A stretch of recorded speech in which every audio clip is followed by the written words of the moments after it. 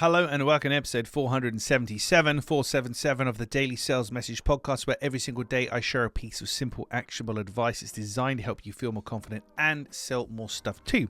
Now, in today's episode, we're talking about the simple shift, the one thing that you can do to create a clear sales message, or to certainly add more clarity to your messaging for your business, product, or service. And it comes back to, quite simply, the problem. I was going to say two things then, but I've promised one thing, so I have to say to one thing. The problem that your buyer is facing.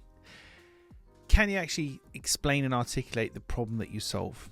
It's a tricky one. It feels like you should. It feels like a flippant, obvious question. What's the problem you solve? Most people should be able to tell you, but they can't.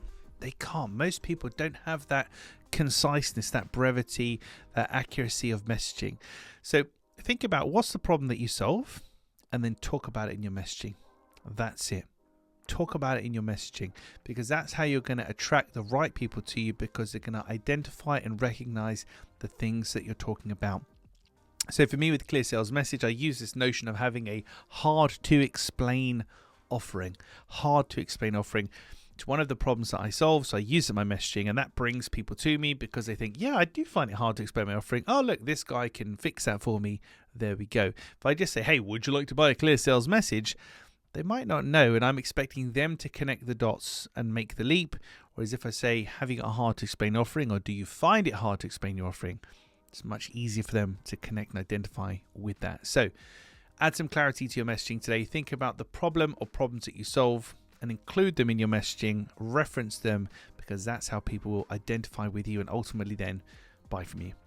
Right, that's it for this episode of the podcast. Tomorrow in episode 478. 478. I don't know who needs to hear this. But that's the title of tomorrow's episode, deliberately cryptic, to get you to come on back and listen to some more of my dulcet tones. So I look forward to welcoming you for tomorrow's episode.